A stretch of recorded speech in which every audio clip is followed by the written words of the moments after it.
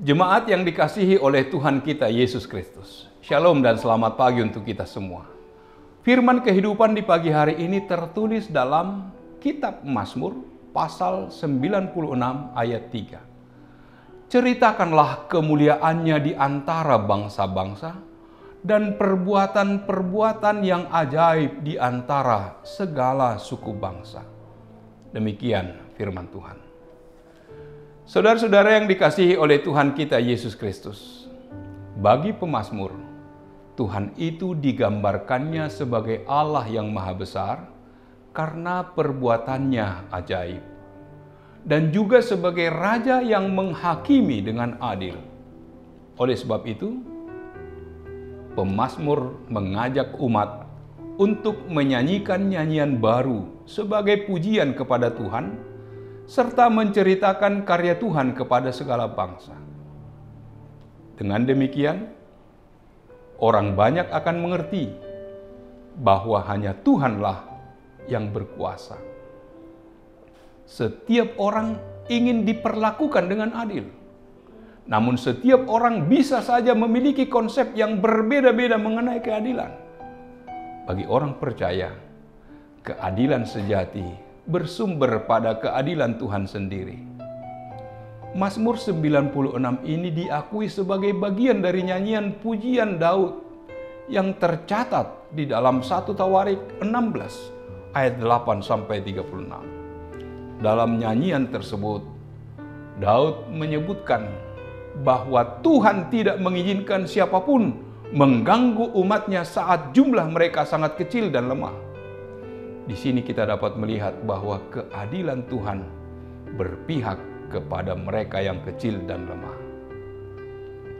Bila ajakan pemazmur adalah menceritakan perbuatan Tuhan yang ajaib, maka fokus utamanya bukan terletak pada cerita, melainkan pada tindakan Allah yang nyata. Tindakan Allah adalah cerita utama pemazmur. Orang percaya dipanggil untuk meneladani keadilan Tuhan. Ketika ada pihak yang kecil dan lemah, adalah tidak menjadi alasan bagi siapapun untuk meremehkan atau menyingkirkan mereka. Sebaliknya, mereka harus diperhatikan secara khusus. Karena itu, segala keputusan dan tindakan, baik oleh pribadi maupun gereja, harus mempertimbangkan keberadaan mereka. Siapakah yang kecil dan lemah itu? Mereka adalah orang-orang miskin yang tidak berpendidikan, yang status sosialnya rendah, cacat atau difabel, golongan minoritas, anak-anak, dan lainnya. Seringkali mereka diremehkan karena kelemahan dan kekurangannya. Namun, Tuhan berpihak kepada mereka. Bukankah kita harus melakukan hal yang sama? Tuhan menginginkan agar kita menghargai mereka yang kecil dan lemah, sehingga keadilan Tuhan terwujud secara konkret dalam hidup kita. Pemazmur menginginkan agar kita menceritakan segala kebaikan Tuhan dalam hidup yang kita jalani, menyaksikan karya kasih-Nya dalam hidup kita. Untuk itulah kita hidup dalam apa yang sedang kita jalani, sehingga hidup kita terarah kepada Tuhan. Demikian juga hidup Tuhan kita Yesus Kristus. Dalam karyanya di dunia ini, seluruh hidupnya dinyatakan untuk menyatakan kuasa Bapa yang mengutusnya. Dan itu yang dianggap sebagai celah oleh orang Farisi untuk menjatuhkannya. Namun, dengan cerdik Tuhan Yesus menjelaskan ketaatannya kepada Bapa tidaklah bertentangan dengan ketaatan kepada negara. Hidup orang Kristen harus menjadi teladan bagi orang lain. Jemaat di Filipi membuktikan hal itu. Sekalipun mereka menderita karena berbagai ancaman yang mereka terima sebagai orang Kristen, namun mereka tetap menyaksikan kasih Tuhan. 1 Tesalonika 1 ayat 5-7. Sebab Injil yang kami beritakan bukan disampaikan kepada kamu dengan kata-kata saja, tetapi juga dengan kekuatan oleh Roh Kudus dan dengan suatu kepastian yang kokoh. Memang kamu tahu bagaimana kami bekerja di antara kamu oleh karena kamu. Pemazmur mengatakan kekagumannya akan Tuhan yang menjadi raja bagi manusia.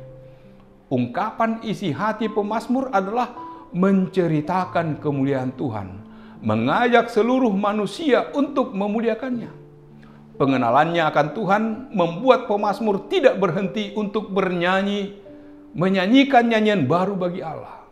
Saat ini sulit bagi kita untuk menemukan hati yang sungguh-sungguh mau menceritakan kemuliaan Tuhan. Hati manusia lebih cenderung hanya ingin tampil dan menceritakan kemuliaan diri dan tidak lagi berjuang untuk menyaksikan perbuatan-perbuatan Allah yang luar biasa. Manusia diselimuti dengan keangkuhan, dipagari oleh kemunafikan, tidak dengan serius menghormati Tuhan dalam hidup. Menceritakan kemuliaannya adalah tugas orang Kristen. Mengaguminya dalam kehidupan, menghormatinya dalam keseharian. Sungguh, bahagianya hidup kita ini ketika kita terpanggil untuk menceritakan kemuliaannya dan dipanggil untuk melayaninya dengan sungguh. Amin. Marilah kita berdoa. Allah Bapa di surga, terima kasih Tuhan. Engkau mengingatkan kami melalui pemazmur agar kami menceritakan kemuliaan-Mu. Ya Bapa di surga, biarlah segala perbuatan-perbuatan-Mu yang ajaib boleh kami beritakan sebagai bukti bahwa Engkau berkuasa atas seluruh bumi, atas semua bangsa-bangsa.